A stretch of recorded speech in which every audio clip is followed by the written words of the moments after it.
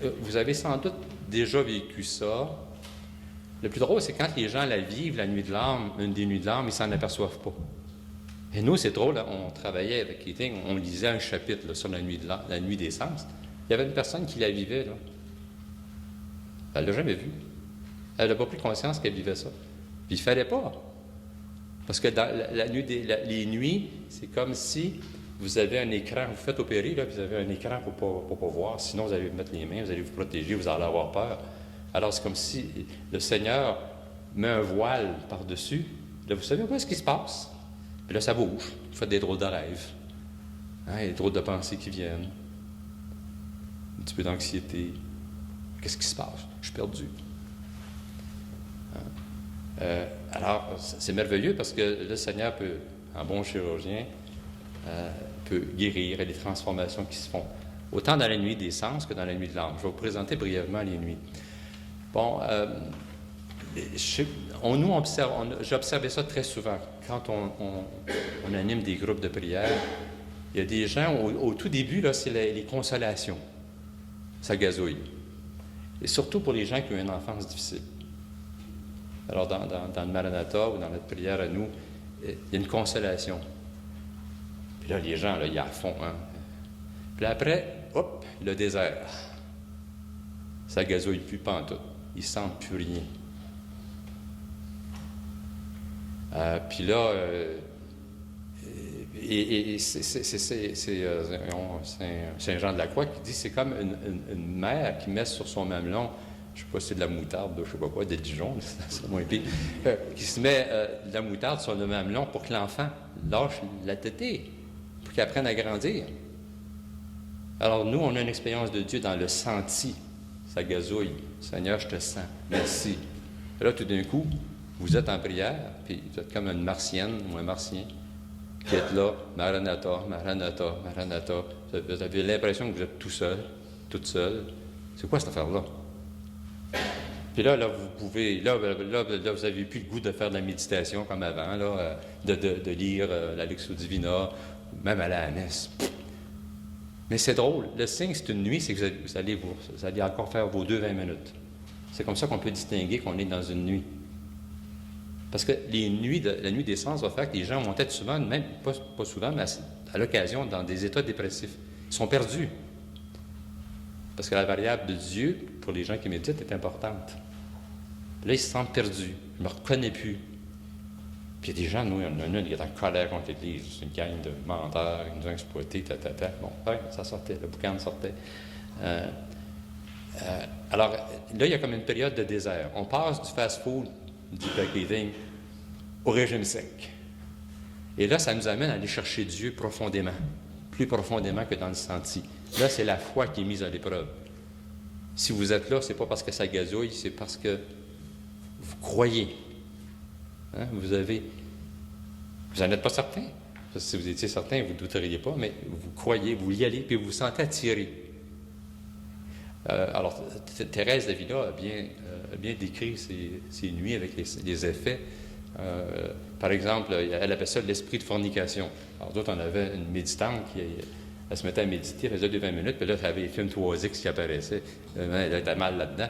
Elle disait, je prie, puis ça s'était agité pas mal dans ses rêves.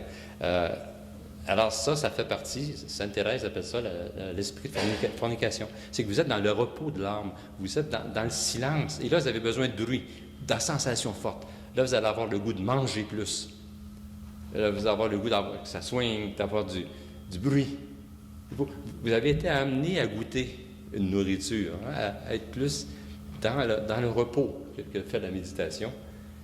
Mais là, il y a comme un mécanisme d'inertie chez vous qui va, dans votre personnalité qui va vouloir comme vous ramener avec plus de bruit.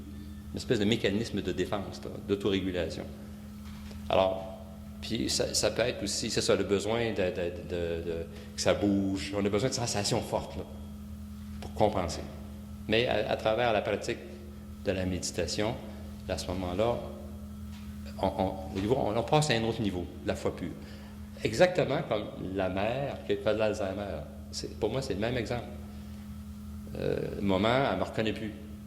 Moi, j'ai deux amis qui me parlaient de leur mère qui est devenue Alzheimer. C'était les plus beaux moments de relations avec leur mère. 3. Il y en a une, là, elle était, excusez l'expression, mais chiante. Je l'ai bien connue.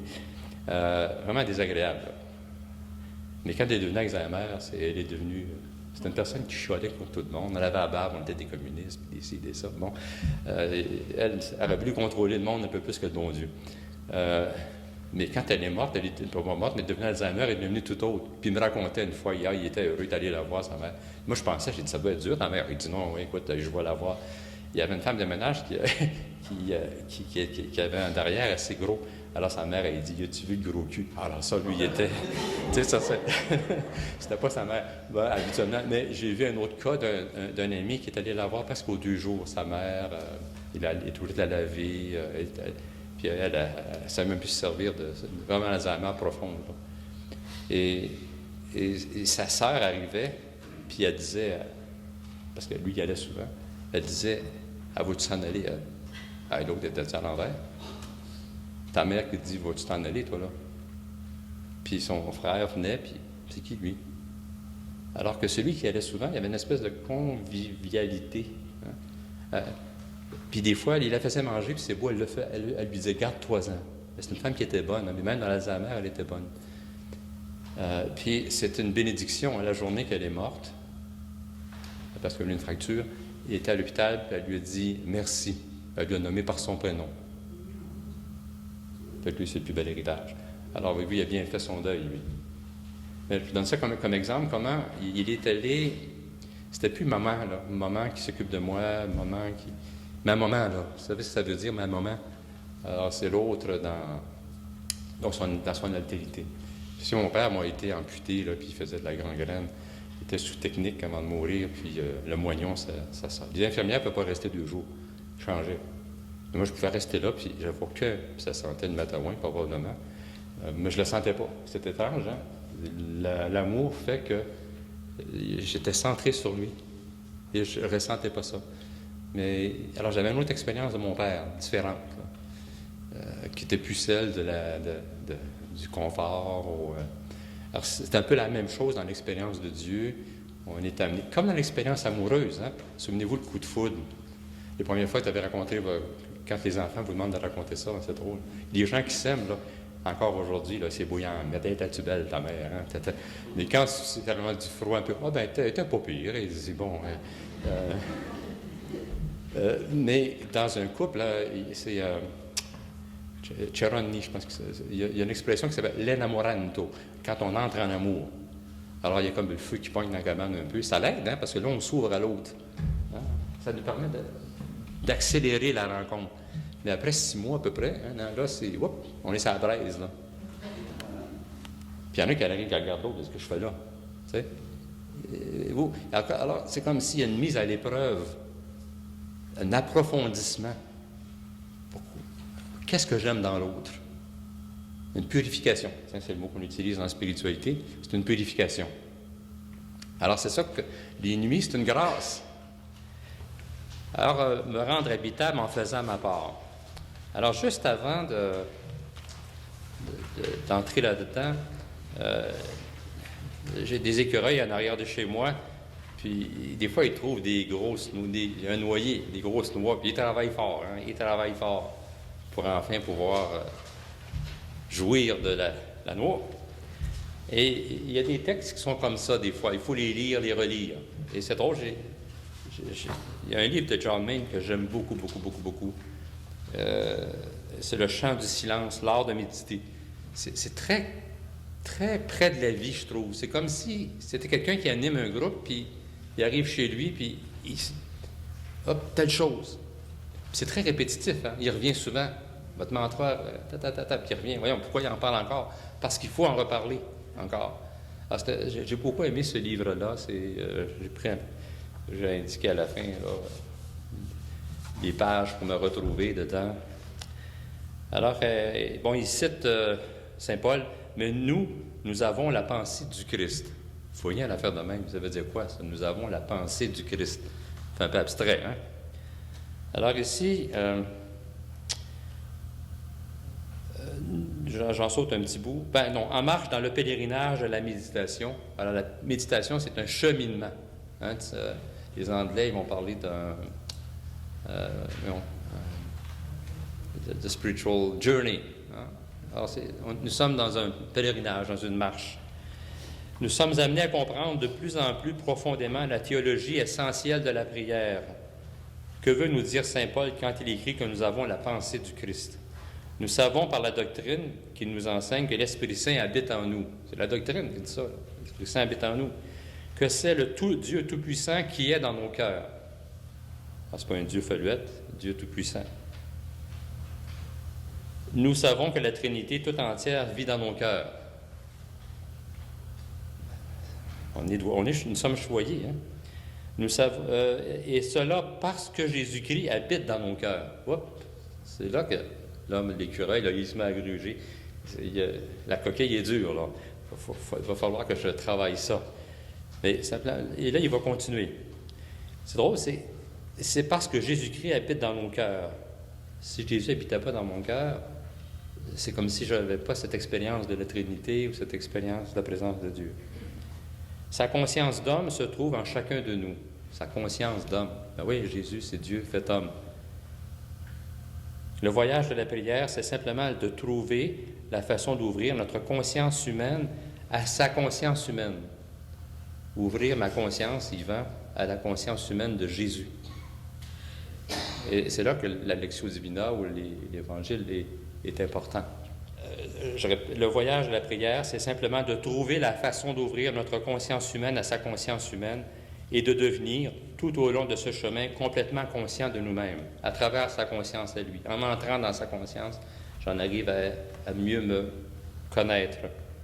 Le chemin passe au-delà de toute division. Bon, j'en passe un petit bout. Jésus étant homme et ayant la conscience humaine est notre voie vers le Père. Ça, c'est dans l'Évangile de Saint Jean, en particulier 15. Il est possible pour nous, en tant qu'être humain, d'ouvrir notre conscience humaine à la sienne. C'est la merveille et sans doute la perfection de la révélation chrétienne. Il est la voie unique, parce que son amour embrasse toutes les voies humaines. Un petit peu plus loin. Quand, dans le silence de la prière et la concentration de notre méditation, nous lui ouvrons notre conscience humaine, nous allons au-delà de lui, nous allons au Père. Nous allons au-delà du Christ grâce à sa puissance d'amour qui transcende tout. Alors le Christ, hein, qui est la voie, la vie. J'avais une conversation avec quelqu'un hier, puis il a utilisé un beau mot.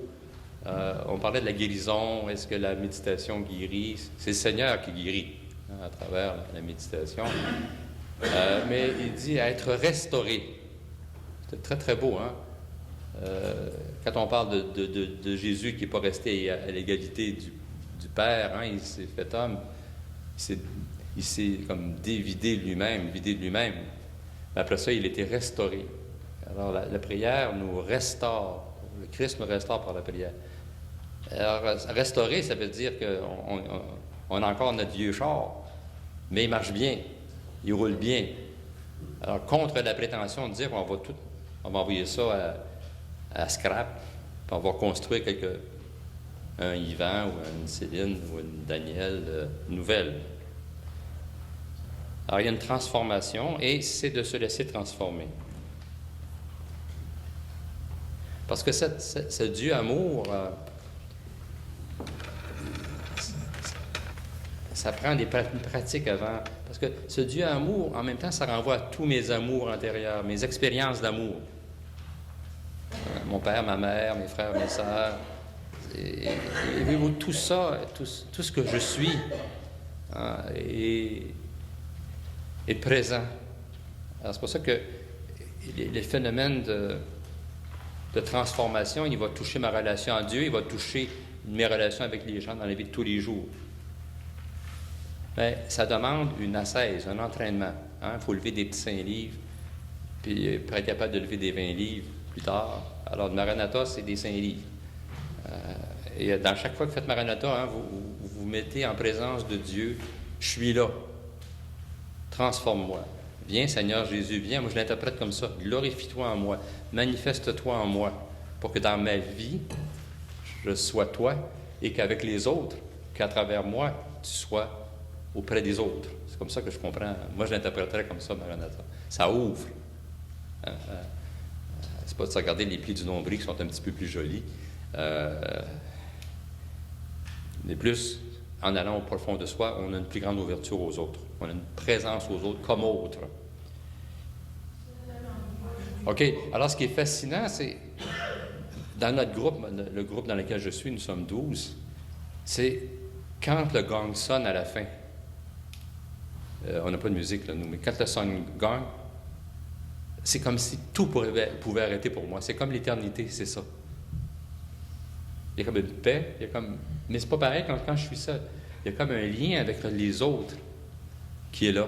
Puis là, les gens ont à peine parler. Hein. Vous remarquez, on se regarde un peu, puis il y en a un qui... Bon, oui, parle pas trop fort. Ils y vivent quelque chose de très intense dans le groupe. Hein? On fait Christ. Quand on dit qu'on est le corps du Christ, c'est de la grosse théologie, là, mais ça se vit. On fait un. On est différent, mais on fait un. Alors, cette dimension-là, à force de pratiquer, vous allez en arriver, quand vous ne pouvez pas être avec votre groupe, même quand vous êtes seul, apportez votre groupe dans votre cœur. Si on est dans la conscience de Jésus, on est avec tous ceux qui prient, tous ceux qui souffrent. On n'a même pas besoin de les nommer.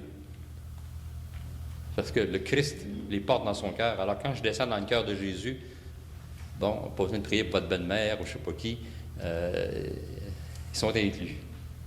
Les vivants, même qui éteignent, il dit ceux qui ne sont pas encore nés. Parce que dans le temps de Dieu, on est dans le temps, dans l'absence de temps. Bon, alors, pratique 2 fois par jour. Là, c'est des prescriptions. Là. Le médecin me donnerait ça. Un groupe. Ensuite, dans ma façon concrète de vivre, c'est de faire de la place, me désencombrer, me délester. J'ai identifié quelques éléments là, pour faire de la place au Seigneur et de la place aux autres, de la place à moi-même aussi. Saint Benoît, c'est très beau, le biographe, Saint Grégoire, quand il décrit Saint Benoît qui va s'isoler hein, pendant une bonne période de temps, et là, il en arrive à dire « il s'habita ». Pour moi, ça parle beaucoup. Il s'habite. Il est chez soi. Toute la question du silence en même temps. Alors, on en arrive à faire de la place pour s'habiter. Ça suppose quoi? Ça donner des moments de silence. Les gens nous disent souvent qu'après avoir fait de la méditation, en commençant de la méditation, ils écoutent moins de radio. Ou quand ils l'écoutent, hein, ils ne font pas 2-3 affaires sur 2-3 canaux en même temps. Aujourd'hui, on fait de la polytâche, là. Mais en arriver à avoir plus de silence dans mon environnement, déjà, c'est important. C'est sans doute une des difficultés quand on a des jeunes, nous, comme catéchumènes, on essaie de faire du silence avec eux, ça leur est très difficile parce qu'ils ne connaissent pas ça. Hein, il y a des gens, je connais quelqu'un qui dort avec son radio, un ami prêtre, mais il dort la radio ouverte toute la nuit, la télé ouverte toute la nuit. Il ne pourra pas dormir sans ça. C'est troublant. Il y a comme cette difficulté à vivre dans le silence, dans la solitude.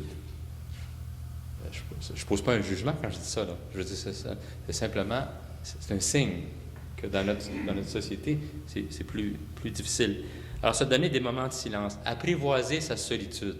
Ça, ce sont les valeurs contemplatives qu'on peut appeler. Quelqu'un qui en a, plus qu'on va développer notre muscle du consentement, bien plus qu'on va être capable de vivre dans le silence. C'est surtout le silence intérieur, le murmure. On est une place, puis moi j'ai fait ça pendant des années, là, je faisais 2-3 affaires en même temps, multitâche. Je préparais un article, là, je réfléchissais, bon, j'étais dans l'autobus, il faut arrêter au bon endroit. Bon, puis là, j'ai telle autre chose à faire. Alors c'était prodigieux, j'avançais, je faisais bien des affaires. Là, mais là, j'ai appris que quand je fais une chose, j'essaie de me concentrer. Je suis dans la prière, puis là, au bout de la ligne, je suis beaucoup plus efficace. J'ai beaucoup plus de plaisir. Alors, apprivoiser la solitude.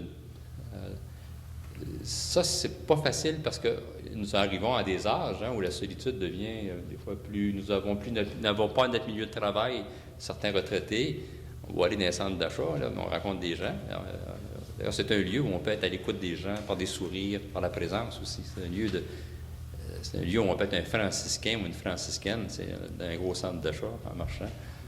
Il y a des gens qui cherchent les regards, il y a des gens qui sont souffrants. Comme François, se promener. chanter, mais pas chanter trop fort, ils vont vous embarquer dans le 919.